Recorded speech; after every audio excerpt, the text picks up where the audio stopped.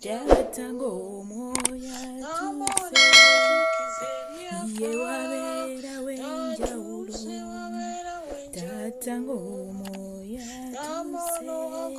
tuse ye wabera wenjawulo moya tuse. Yes, hallelujah, hallelujah. Abaluganda mukama yebazibwe mwasize mutya era mwasibye mutya kasubire nti mwenna twatiriye bulungi abali mu mbeera enkusifu tofaayo emondo yesu ettuse mu linnya lya Yesu Kristo omwana wa Katonda omulamu. Abapya mbaniriza nnyo abakadde bange mutuule tutuuse n'olwaleero. Abapya okufuna akatebe ku mwanjo okafuna otya olaba obubaka obuliko no commentinga no likinga oluvannyuma no subscribinga no sharingireko n'oyo gw'oyina bw'oba oli mupya ng'olina obuweereza bw'olimu naawe. Yes, tekina buzibu onteerawo mmanya nti oli mupya ne bw'otanteerako n'oŋŋamba nti jangu onnumbe nedda mmanya nti abakadde bange bonna bamanyi.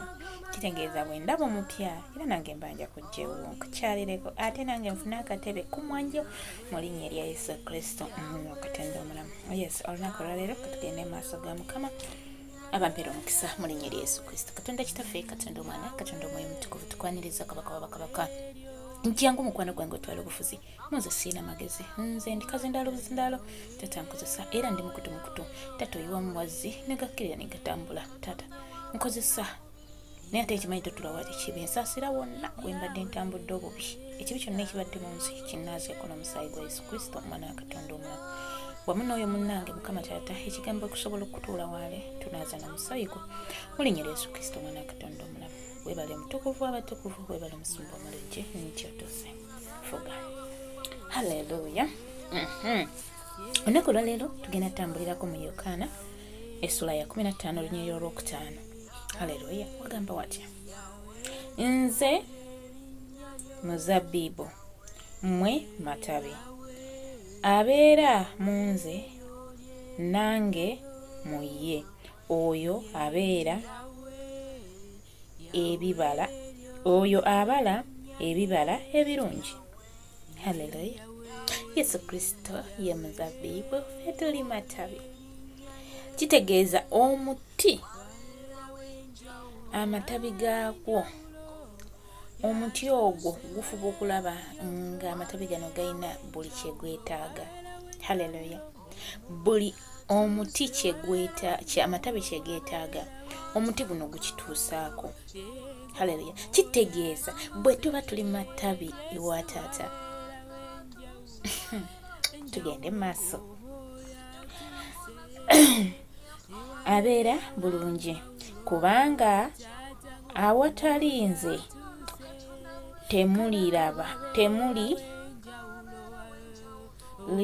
temuliiko kyemu yinza kukola. Haleluya. Awatali Yesu Kristo tewali kye tuyinza kukola. Awatali Katonda tewali kye tuyinza kukola. Bw'aba ye ttabi, bw'aba ye mu kikolo nga ffe tuli ttabi, kitegeeza tetulina kye tusobola kukola. Ettabi we balitema ku kikolo liba terikyayina mulamwa. So tunywerere ku kikolo Yesu tujja ba bulungi nga bw'atugambye. Katuyongere wano ku lunyiriri lw'omukaaga ne lugamba omuntu bw'atabeera mu nze asuulibwa ebweru ng'ettabi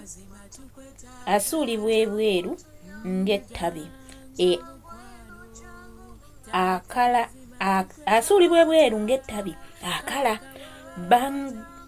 bagakuŋŋaanya bagasuula mu muliro ne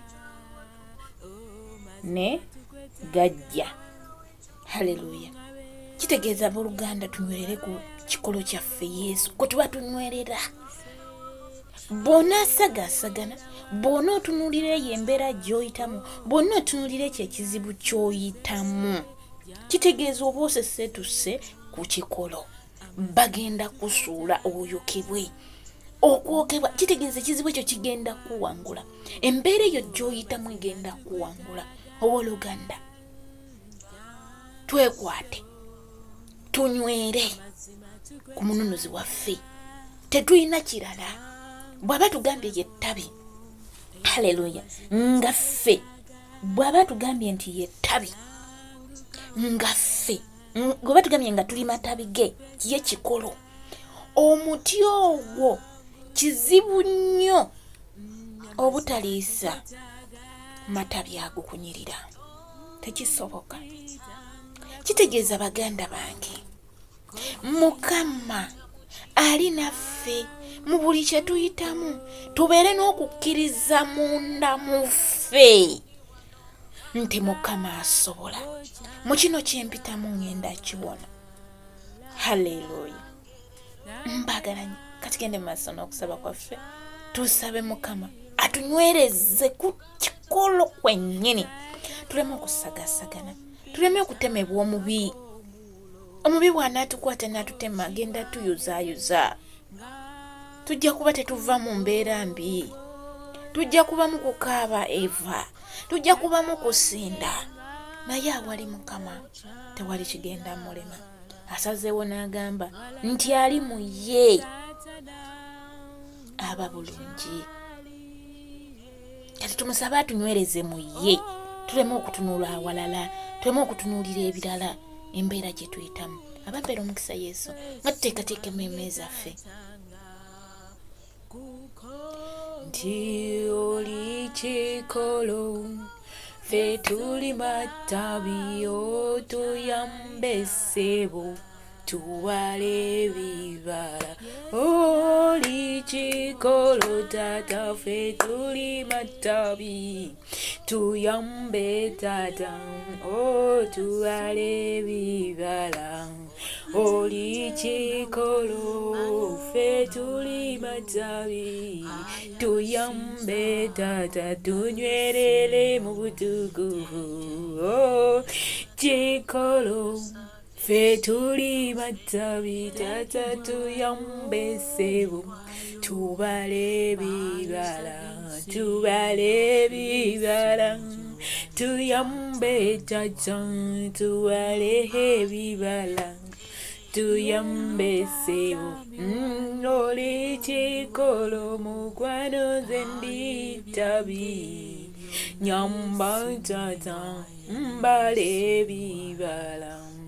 Oli kikolo, mu baana baffe bo matabi, bayambe taata, babale ebibala. Katonda kitaffe, Katonda omwana, Katonda omwoyo omutukuvu, tukwaniriza mukwano gwange, tukwaniriza omulungi wange. Jangu otwale obufuzi, jangu otwale kontrol. Tetumanyi kusaba wabula gwatukabira Abba Father, gwe tukoola, otukulembere, otuule ku nnimi zaffe, ebyo n'ebadde ku mitima gyaffe. Byonna Mukama Taata kabaka, jangu otwale obufuzi.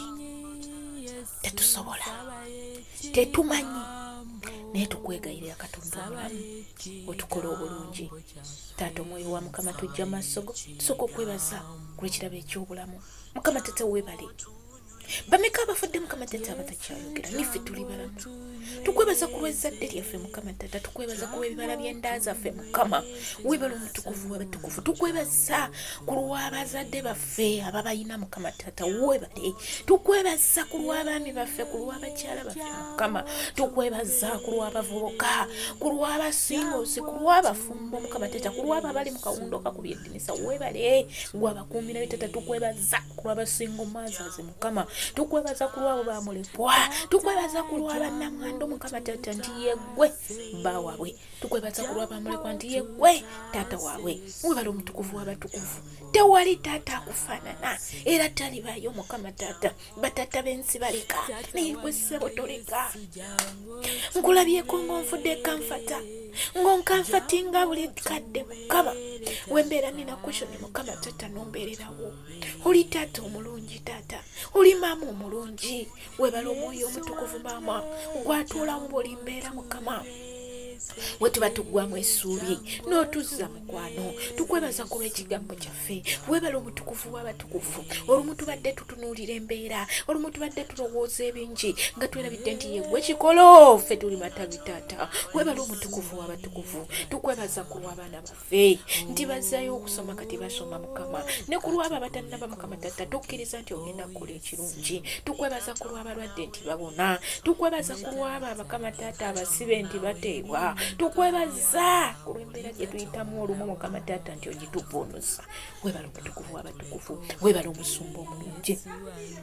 Mu kaseera kano tujja mu maaso go Mukama taata nga tetusaanidde tusaasire mukwano gwange. Saasira ku lw'ekibi ekitufugiramu. Saasira mukwano gwange. Tubadde tutatemeddwako amatabi ng'omubi Setaani yagulumidde mu ffe. Tutunuulidde ebyo by'ensi ne twelabira nti yeggwe ekikolo, nti ekikolo kisobola olabirira ettabi ne libeera nga libala ebibala, ne libeera nga lisobola okubaako ebikoola ebinyirira Mukama. Naye ffe tubadde twakivaako dda nga twesuulirayo ogw'Naggamba. Saasira omutukuvu w'abatukuvu. Saasira omusumba omulungi. Tukwegayiridde olwaleero tunaze n'omusaayi gwo ku lw'abaana baffe saasira, ku lw'eggwanga lyaffe saasira, ku lw'abakulembeze saasira, ku lw'abaweereza ba Mukama saasira, ku lw'ebyo byonna ebibadde bitufukira mutwala.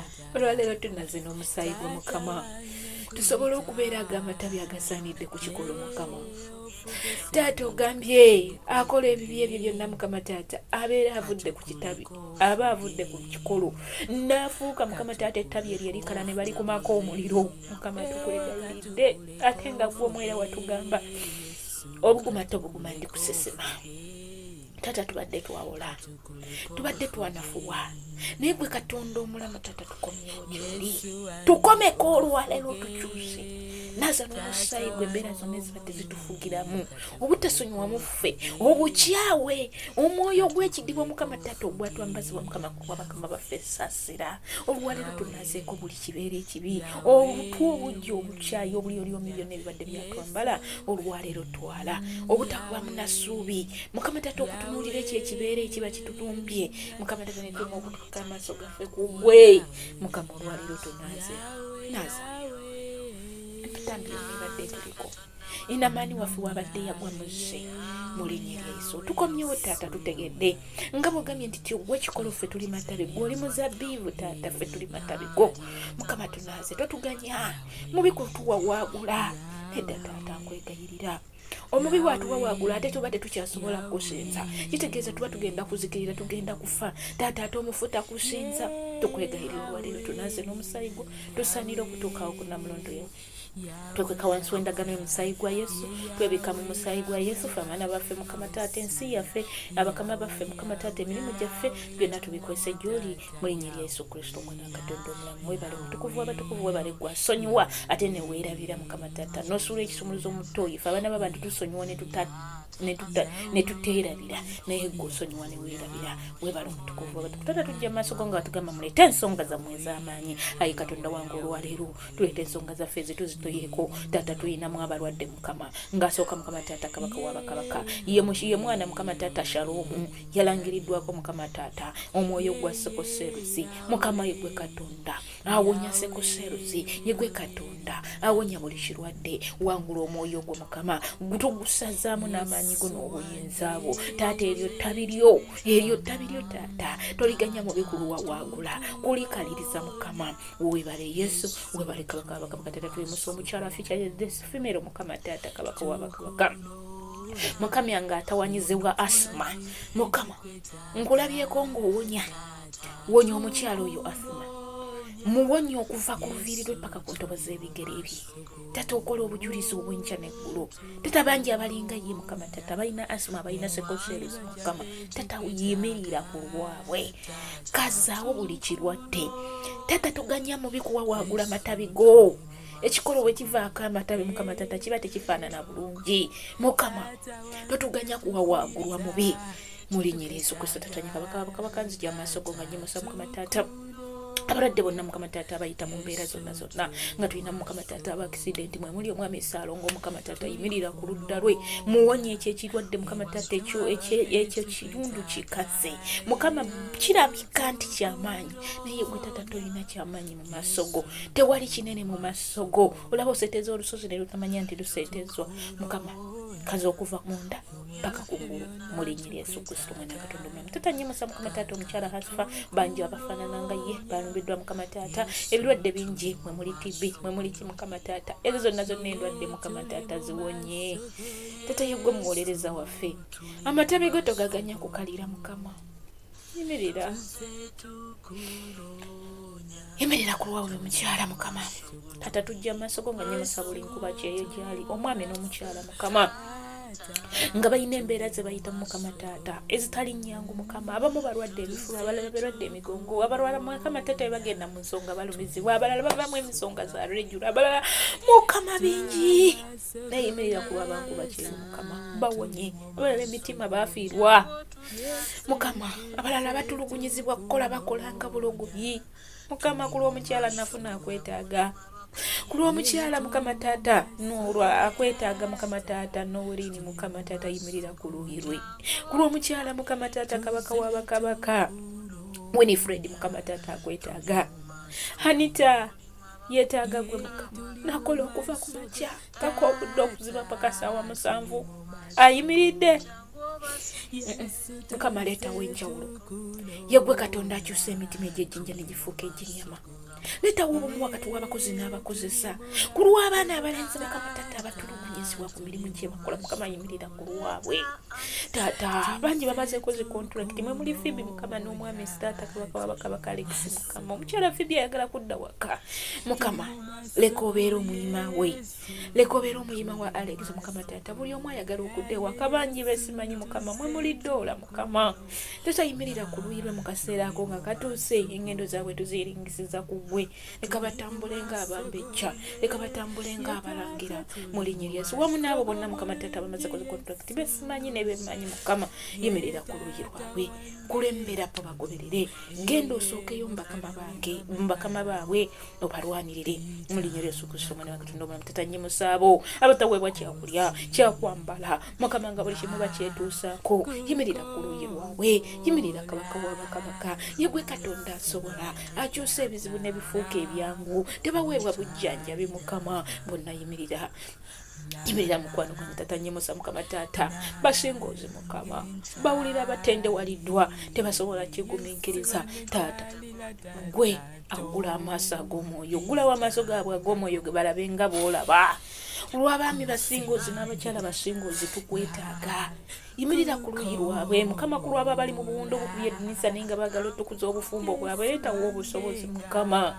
Taata ku lwabo abali mu bufumbo obuyuga, kikonde kyani kya maama kyani kya taata. Taata si bwe wayogera ku lubereberye tulaba Adamu yayoera ne Eva tebaaliwo nga wona olutalo Mukama. Bangi ate bafumbo naye nga tebalina baana Mukama. Taata mwe muli omukyala Pauline Mukama yimirira ku luuyi lwe, bangi abalinga ye abamaze mu bufumbo ebbanga naye nga tebalabanga ku mwana, naye gwe Katonda atakerewa tukulabanga ku jjajjaffe Saala yawaayo ne Agali ngalaba takyasobola naye wamala n'omuwa omwana. Ne ku omukyala Pauline abalinga Pauline Mukama Taata yimirira ku luuyi lwabwe. Taata nnyimusa abakyala abali mu zzaaliro, nnyimusa abo bonna Mukama Taata ababadde banoonya ebisanga bibuze Mukama kube ekkubo Taata. Leetawo ekisa ekizaala, yeggwe asobosa okuzaaza. Taata wagamba ndituuka okuzaaza nesizaaza nedda tekisoboka Mukama. Leka obawo ekisa ekisindikibwa. Nnyimusa abo abali mu zi operation room, yimirira ku luuyi lwabwe, bawanisiddwa Mukama eri ab'emigongo, eri abazaala abali mu mbeera zonna Mukama gw'oba operationga. Nnyimusa abo Mukama Taata abali mu ziwoodi Mukama, abasekosero Mukama, abali gwa asma bona Mukama Taata endwadde eza buli kika, yimirira ku luuyi lwabwe, lwana n'ebyo ebirwana nabo. Taata tetukkiriza ndwadde, tugaana omwoyo gw'endwadde. Yeekalo yo Mukama Taata ebannamu Mukama Taata nga bw'otugambye nti oli kikolo Taata, ekikolo tekiba kirwadde, kiba kiramu Mukama Taata. Leka ettabi lyo lyakayakane, leka abaana bo bawunyizibwe bangi Mukama Taata nga balina waka n'obujjanjabi tebalina. Yimirira ku luuyi lwabwe, yimirira Taata wange olwabo Mukama Taata abadde baweddemu essuubi. Leetawo essuubi Mukama, abatalina mirimu Mukama leetawo emirimu Taata. Yeggwe muyima waffe Taata kube ekkubo, wagamba nti no ataakole n'okulya tyalyenga. Taata kabaka w'abakabaka tunaalyawa Mukama Taata wootagabiridde mazzi Mukama nga tofukiridde Taata wange omuti ogwo Mukama Taata bagutaabe nga gwina we gujja amazzi Taata, amatabi tegajja kunyirira Mukama. Teekayo ekkubo abatabadde ekkubo Mukama, obadde awakala oleetewo amazzi mu linnya lya Yesu Kristo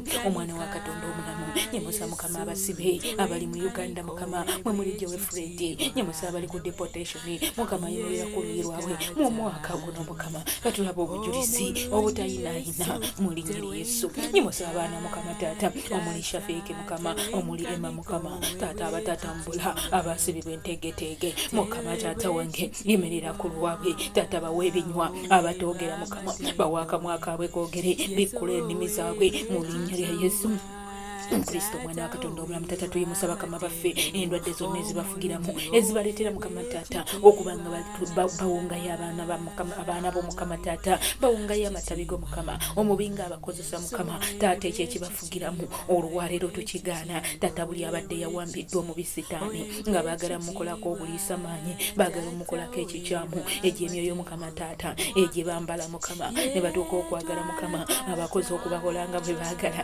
Mukama yimirira ku luyi lwabo lense kinoomu. Nyimusa omuna Uganda yenna waali taata Mukama taata yimirira. Nafuna kwetaaga Mukama ku kaseera kano talina gy'addukira okuleka gwe Mukama essubi lye liri mu gwe Mukama teteyimirira.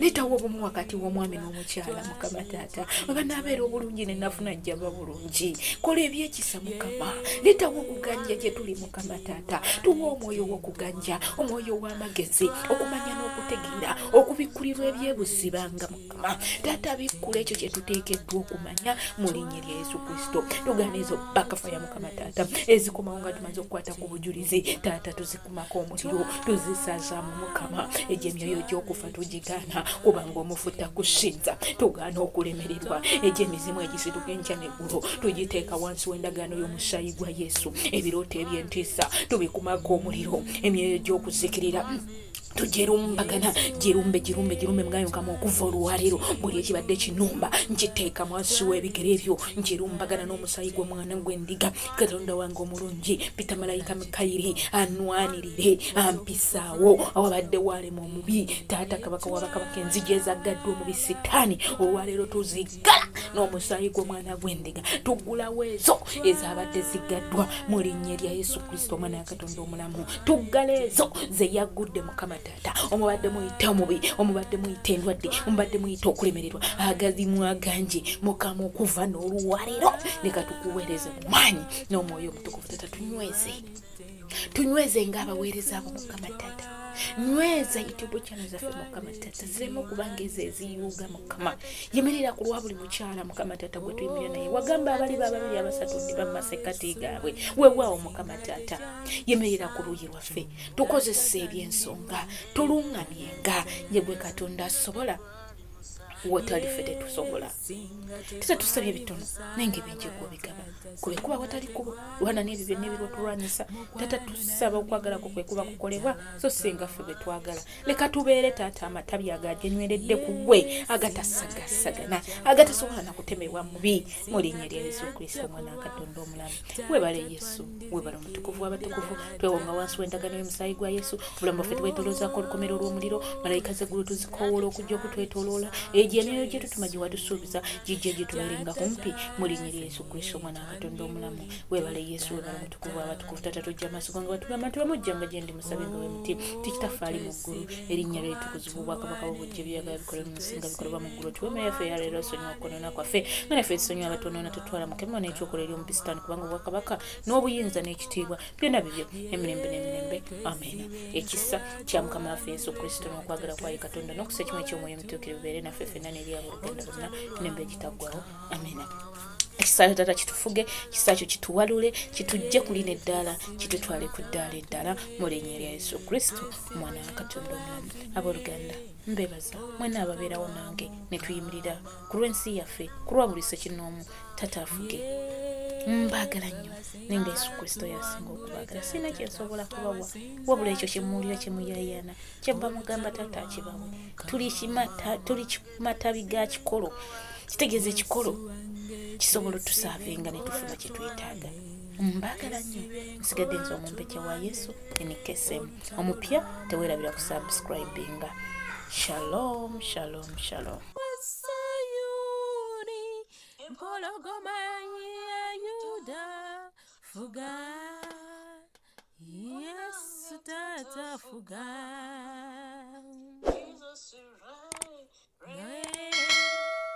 Jesus reign.